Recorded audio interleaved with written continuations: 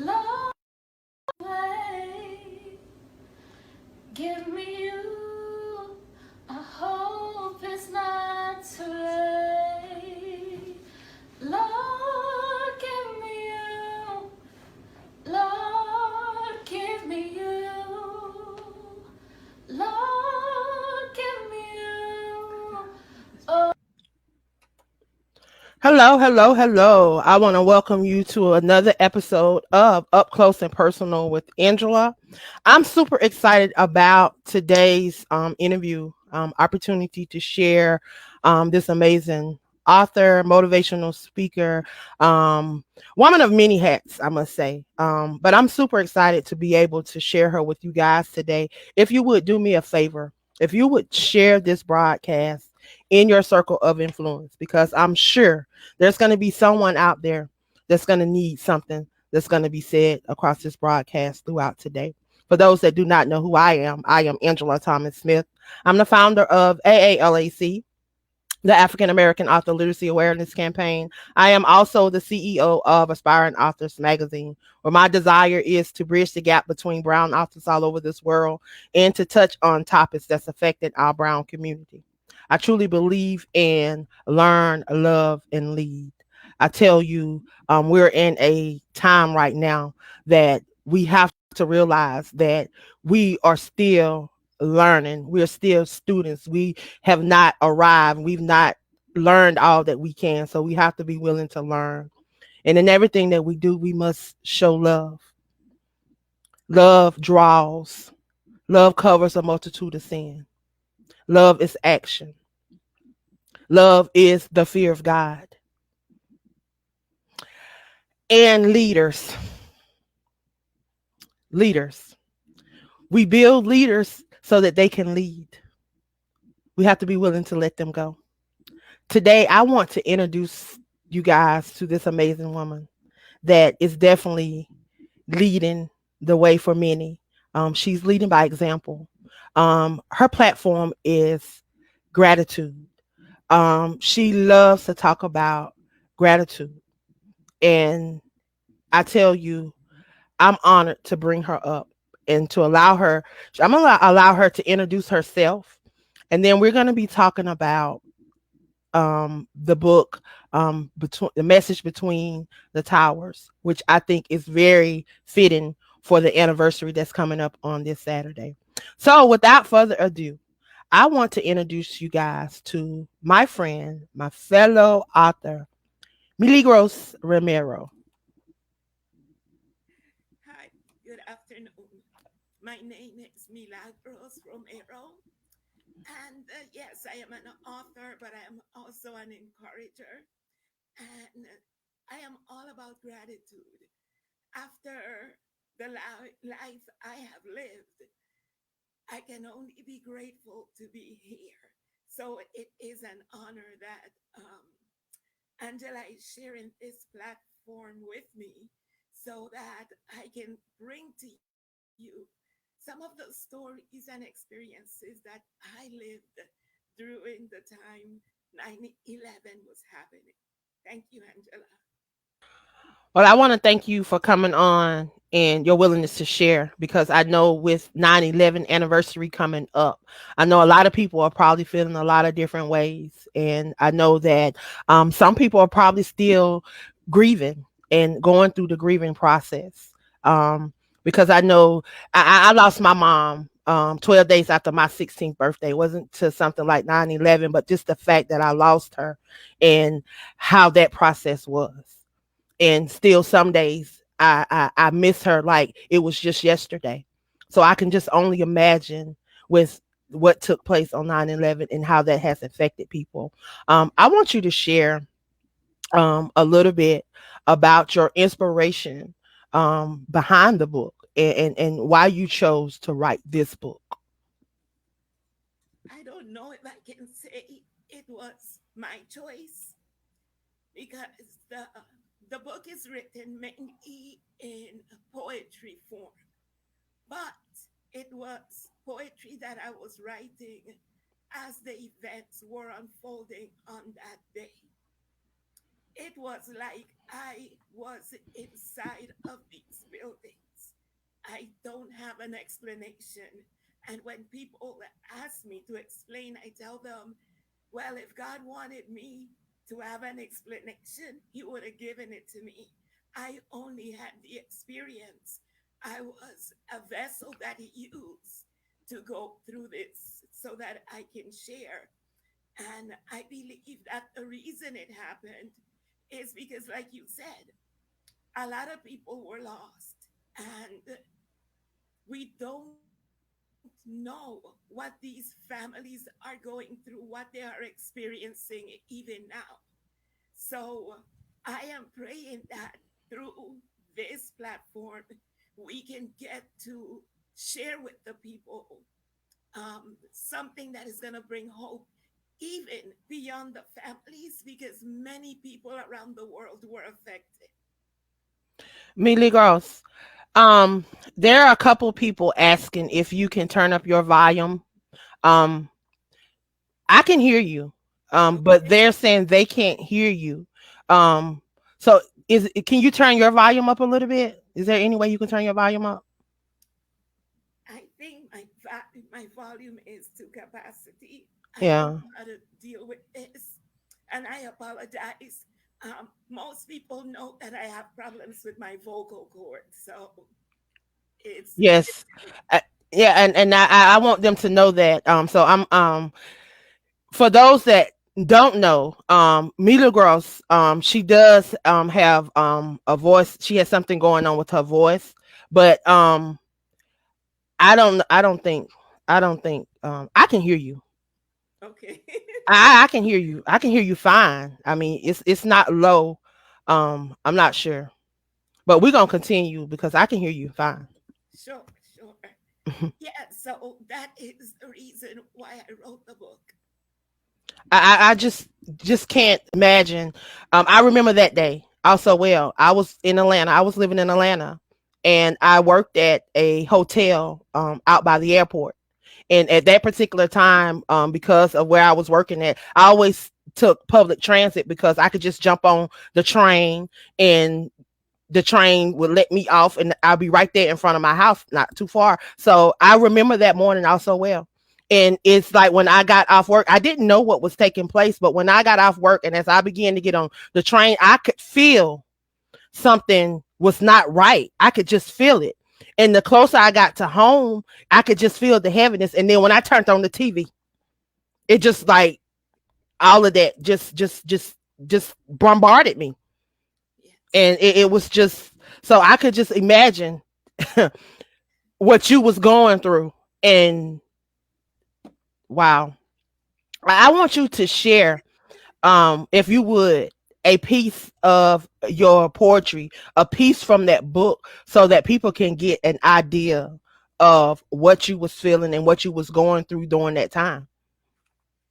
Oh my goodness. Well, I was in Washington State when this happened. And I was actually asleep because we are 3 hours earlier in Washington compared to New York. So my brother woke me up, and he woke me up and he was screaming. He was like, "We are under attack. We are under attack." And I'm like, "What are you talking about?" And that is how he woke me up. And from the moment I put my eyes on the TV, it was like I couldn't hear what was going on around me because I was pulled into this place. Like I said, I cannot explain it. Okay, I'm gonna read a poem called "Lying Still," which is actually based on a man that was feeling like he wanted to go, he wanted to do something, but a peace came over him and he realized that there was nowhere to go. So it's called "Lying Still." Lying still, I patiently waited, lying still, wanting to be rescued. Lying still, I closed my eyes. Lying still, I realized there was nothing I could do. Lying still, I reviewed my entire life. Lying still, trusting that my Maker knows best.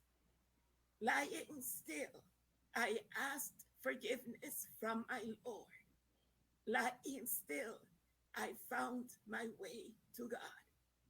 Lying still, I had the chance to feel. Lying still, I had the chance to dream. Lying still, I had the chance to find peace. Lying still, I happily went home to rest. Lying still, I slipped away into eternal peace. Wow. Yeah. Wow. Wow. And the thing with these poems is that I was writing and writing and writing, and I was part of a site that was called flogo.com. And it was all about poetry and writing. And as soon as I had a chance, I would go and post, and people would be asking me, "Are you there?" And I'm like, "No, I am not there. I am in Washington, but a part of me was there." So it wasn't like I wrote the poetry later. It was that day I was just writing. It was like almost an in spirit and out of body experience for me. Wow. Yeah. Wow. Wow is all I can say. It's because and if people can't, if people not experience this, then it's hard for them to really understand. Um wow. Wow.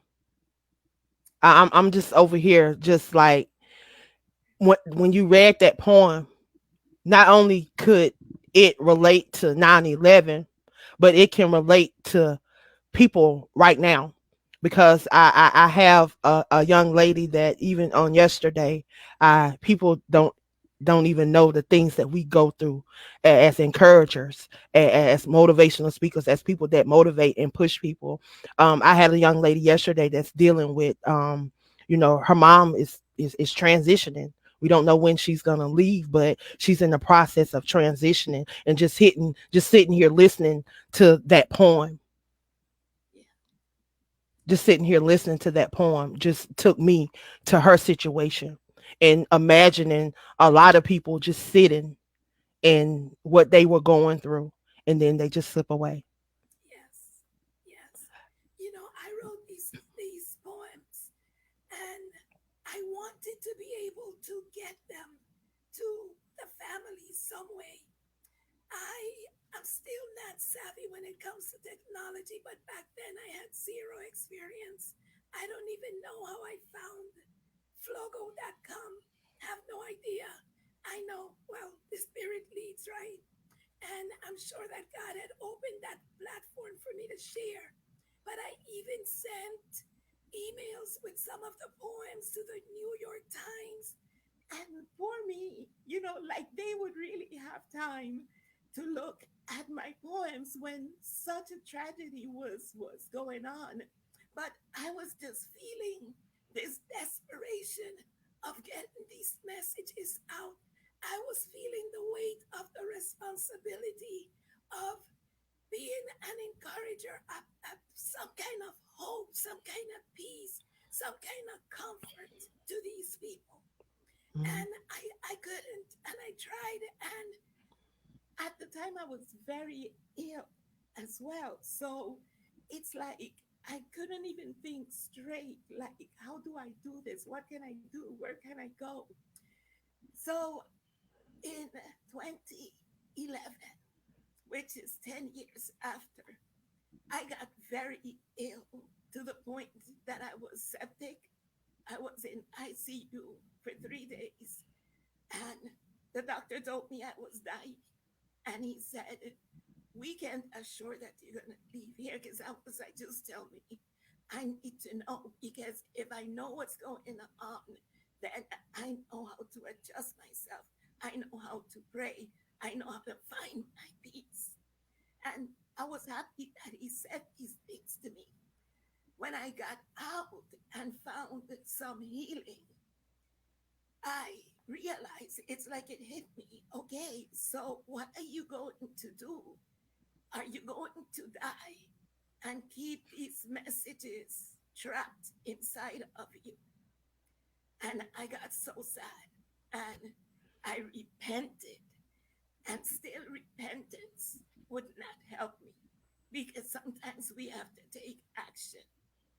And God sent this woman to me, and she said, I'll find a way to publish it for you. I don't know how, but I'll do it. And she did. She published it as an ebook. And still, it was like trying to send the book everywhere. I even found an organization that was working with the families. And I said, listen, I wrote this book. I will send it to you. You can create a fundraise with it. I don't want the rights. I don't want anything but to get this to the families. That is how desperate I was. But it didn't matter how much I tried. I just couldn't get.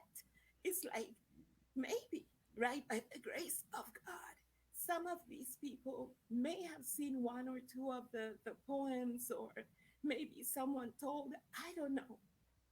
My hope is that through these lives that I'm having this week, and I didn't want to do it on the day of the 11th because I think at that day, respectfully, we should just think about the families and dedicate time to them, rather than the focus on us. So I'm so happy that you opened the platform before. But my hope is that word gets out. I'm still working with one organization, but because they are so respectful and protective of the families, you can get access to them, and everything they do has to go through the legal department, which I appreciate. So, but I'm still looking for other agencies that might be willing to receive the books and pass them along to the families. Well, I do have one young lady, and I'm gonna share her testimony really quick with you. She's attached to our platform. Her name is Summer Love. Matter of fact, I think she was working with the post office the day that this happened. And matter of fact, I think that she shared her testimony. And if she had not went to work that day, that she would not be here. So her truck that she would have truck the mail truck that she would have been driving and everything would have been parked somewhere where she would have been involved in this. But she did not go to work that day, and that saved her life. And she shared that before. She's on the platform. She's connected to Sheena Gordine. Matter of fact, she hosts a show on her and Sheena host a show on the network here once a month on the 20th, live right here. I think Walking in Destiny with Shay and Summer Love. I'm gonna connect you with her. I don't know what she can do, but I know she has connections to New York. She's connected to a lot of people there, and I don't know why I forgot about her. And I apologize to you and her for forgetting about her. But when you just started to talk about that, she was the first person that came to my mind. So I'm gonna connect you guys after this live, so that you can connect with her. I don't know what you guys may be able to do and how y'all may be able to reach some more people, but at least that will put you in some direction, some Yes. way.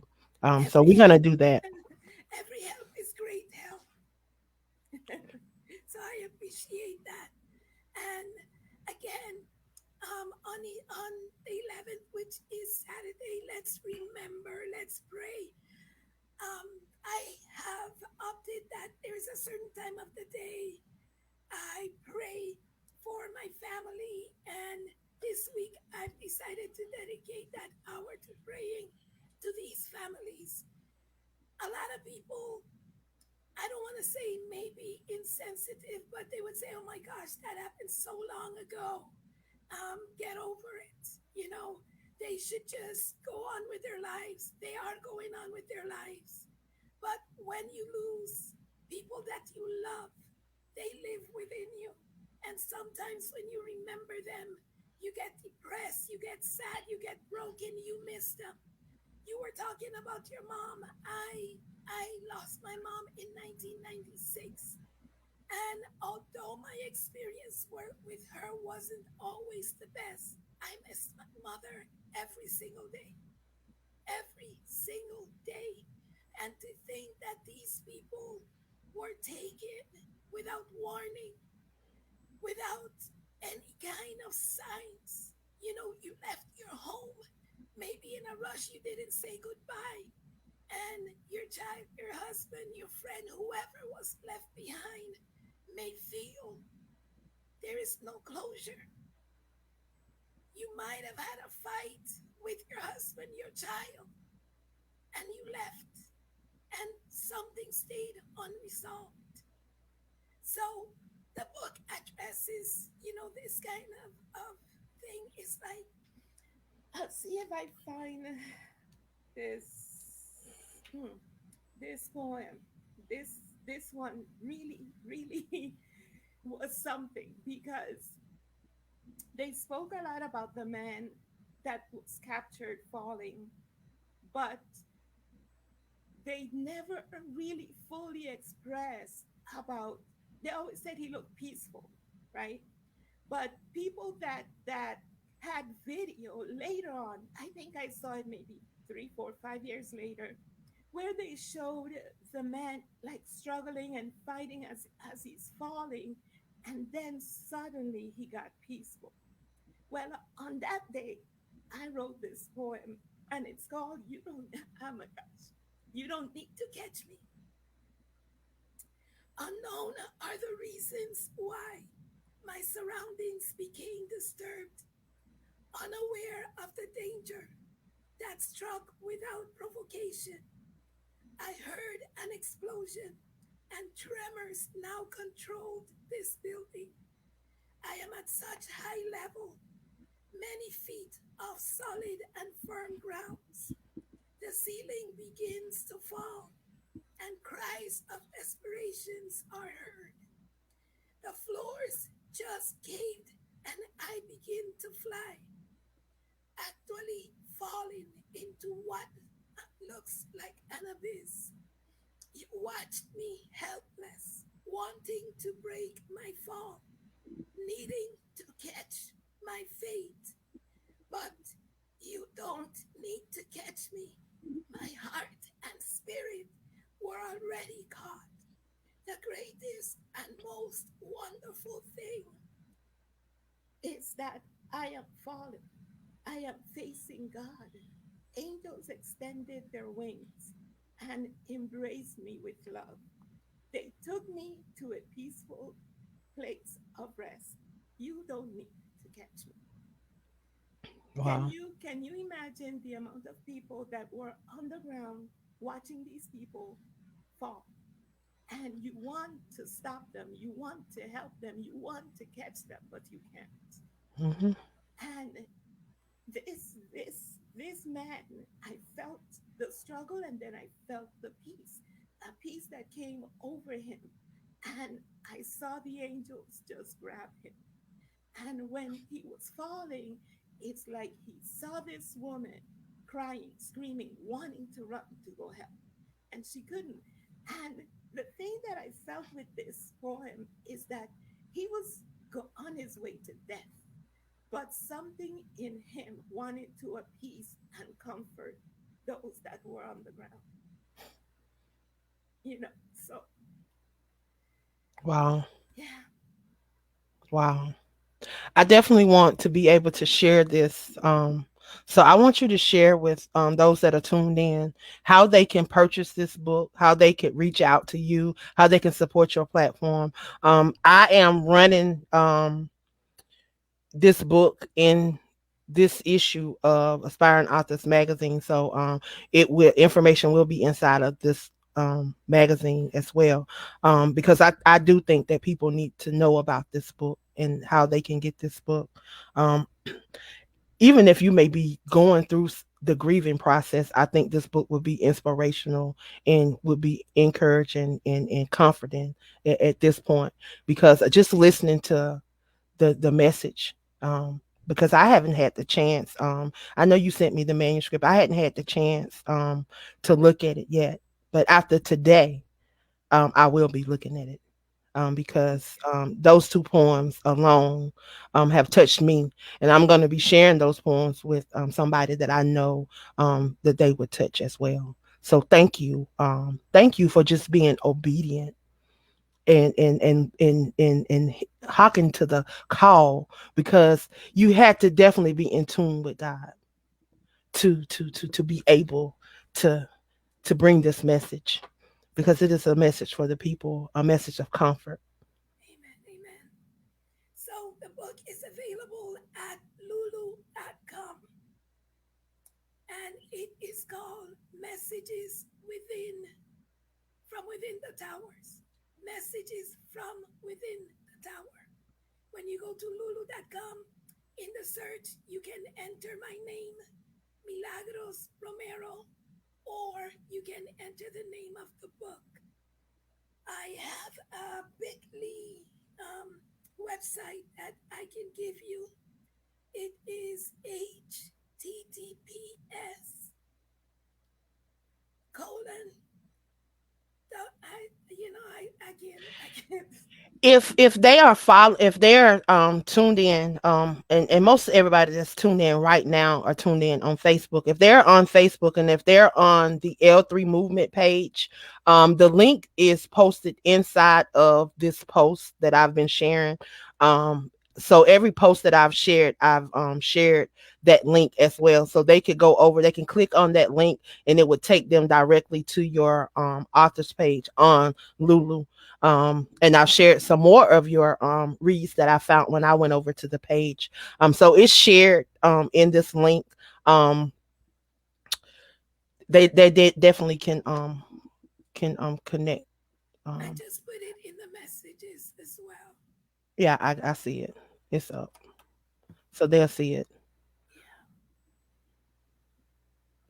But yeah.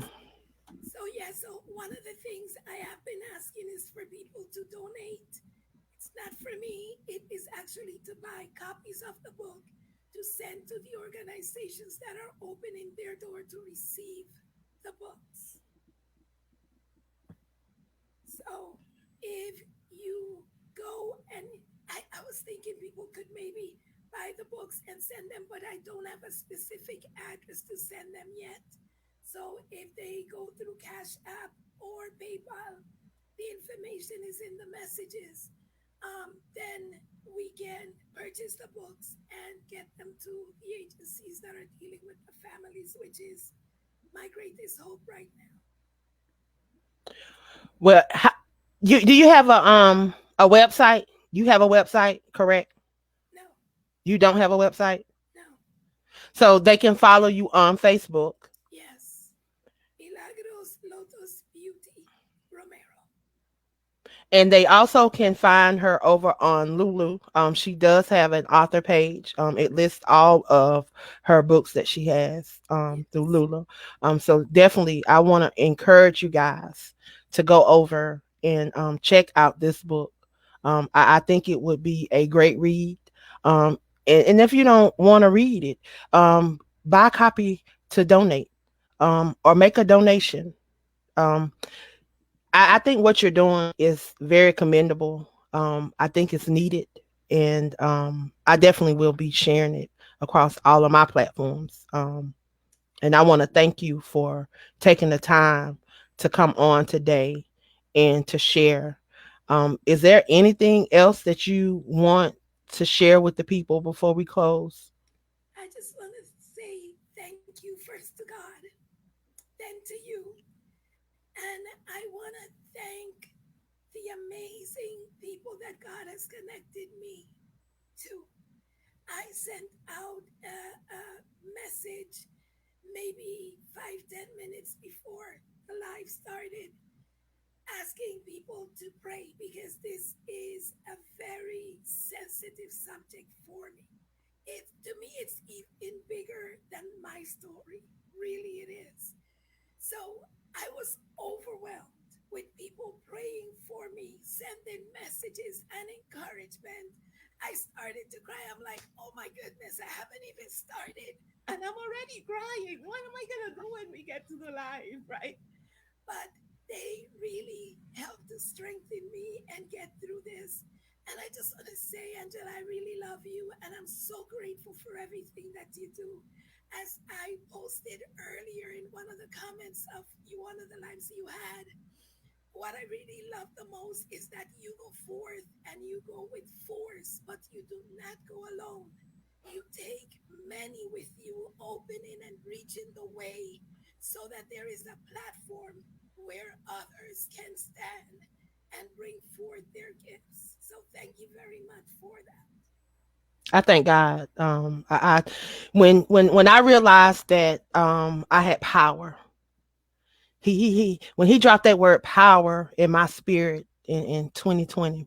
See, Millie Gross, when we met, I was just coming back to Facebook. People don't know all that I had endured, and I had stepped away from Facebook with all that I was going on with my life. But I had just come back to Facebook, and when I came back to Facebook, he said, "Pick up where you left off." He didn't tell me to reset. He didn't tell me to do none of that. He said, "Pick up where you left off and do not look back." So I couldn't look back. I'm on a mission. He said that he placed me here with a purpose. Jeremiah 29:11, he said, I got a plan for you to prosper you, for you, be in good health, for you to have hope in a future. Yes. It's not just for me. He didn't just say that for me. He said it for everybody. And I'm here to let everybody know that they have a purpose. They got a purpose. He didn't just drop us out of the sky. He didn't drop us out of the sky. He placed us here strategically. He knew that we were going to cross paths one day. He Yes. orchestrated that before we was even conceived in our mother's womb. So it's not by chance. It was Amen. all ordained. So I thank him, and I just thank him for allowing me to be a willing vessel. See, that word power means something to me. He said, Yes. position yourself to be an overcomer by being a willing vessel to empower others through your resilience. And then if you want to tap into powers, then you got to be a servant. See, I can't sit back and watch. I got to be in the forefront. I got to lead by example. I can't tell people you got to press. I can't tell people to do this. I can't tell people to do it. I got to show them how to do it because people are looking at you and they Yes. want to make sure that you're doing what you say. So instead of me just saying a lot, I do. I let my actions speak for me. Amen. So I thank you. I thank you for supporting the platform because I'm on, and I just got to be transparent right now because I'm real. Because I know when we first crossed paths, I think I may, and I know I did, I may have come off with an attitude because there was still some stuff going on in my life, and I'm just real. I'm just real. God has dealt with me. God has been dealing with me, and God has been evolving me, and God has been doing some things in my life. And I have to apologize to you because I don't know if I ever apologized to you. And I may have. If I didn't, I want to take this opportunity to apologize to you. I Amen. apologize for the attitude that I'm telling everybody that they don't need to have. And if you're going to have the attitude of love because love draws, love covers a multitude of sin. And that's what I had to realize. That's what I had to look at. How can I be trying to lead somebody when I got an attitude and catching an attitude when somebody call you about something? Come on, Angela. Well, So I love you and I appreciate all that you do. the best You do a thing, lot the best and I thing, appreciate you. the best thing is that when we get past our own ego, because usually when I see something in you that bothers me, I need to check myself because you are reflecting me, right? Right. So I thank God for discernment that when we really want to seek God, we don't look at the person. It's just the same way I've heard and I've learned people say when someone does something evil to you, don't look at them. Look at what is behind them, operating behind the scenes. So it's the same way because you have so much goodness, you have so many gifts, and you love God that's all that really matters. So I love you. And we have to, and we as people, and if we want, I want to be a leader. I want to be an example. So I have to do better. And Yes. I had to accept that. And I had to want to do it. Oh, So I'm here. I love you because you are amazing. You do some amazing things. Anything going on that you want to share with people before we leave? Y'all, she is one of the 134 women that are a part of the amazing book that just dropped, 121 Days of Prayer, 365 Affirmations from Around the World, the L3 movement. She is one of the amazing women that contributed an affirmation. She actually contributed two or three, I think, but she contributed, and I want to thank you for being a part of that, because I definitely wanted to set an example for people and let people know that we as brown women, we can work together. People have yes. said for so long we can't work together. Well, I'm here to beg to differ, because we had 138 of us that came together to do this project, Praise and there God. was not a lot of confusion. There was no, and we did it, and now we are promoting it. Thank you for being a part of that. But Yes. before we go, do Yes. you need to share anything? Nothing else right now. Okay. We Well, we want you guys to support her and follow her. So go over, follow her on Facebook. Um, Go to Lulu, purchase the book. If you don't want to purchase the book, make a donation. It would greatly be appreciated. I thank you. And again, I thank you, Millie Gross, for stopping by and sharing with us on today. thank you. Thank you. So I want to thank you guys for tuning in to another episode of Up Close and Personal with Angela. I tell you, I truly have enjoyed this on today.